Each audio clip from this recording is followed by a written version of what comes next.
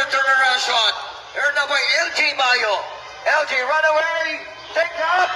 Look at it. Offensive rebound on Mike's. We're a foul. Foul on number 77. His second personal foul for Fuentes.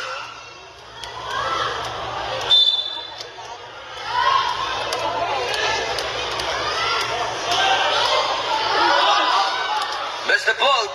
Rebound out it. Jumper for the MS Valyari. From downtown Alonso. Here